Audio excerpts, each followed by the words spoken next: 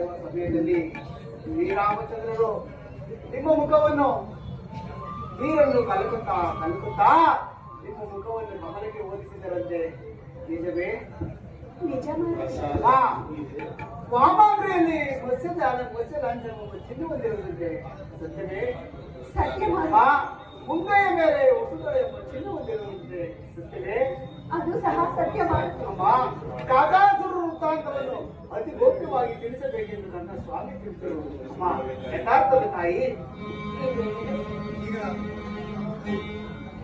ಅಮ್ಮ, ಈಗಲಾದರೂ ತಾಯಿ. ಈತನು ಎಷ್ಟು ವಿಧವಾಗಿ ಹೇಳಿದರು, ನನಗೆ ನಂಬಿಕೆ ಈತನನ್ನು ನಾನು ಹೇಗೆ ನಂಬನೆ? ಹೌದು ತಾಯಿ, ಈ ರಾಕ್ಷಸರ ಬಗ್ಗೆ ತಿರುಗಿ ನಾನಾ ಕಷ್ಟಗಳನ್ನು ಅನುಭವಿಸಿರುವವರಿಗೆ ನನ್ನ ಮೇಲೆ ನಂಬಿಕೆಯಾಗಲಾಗದು. ಅಮ್ಮ, ಏನು ಮಾಡಲಿ? ಸಾಮಾನುಗಳ ಬೇಕಂದ್ರೆ ಆಗಲಿ. ಅರತಿದ್ದೇನೆ. ಈ ಹೂಡಿಕೆಯನ್ನು ಸಮರ್ಪಿಸುವುದು.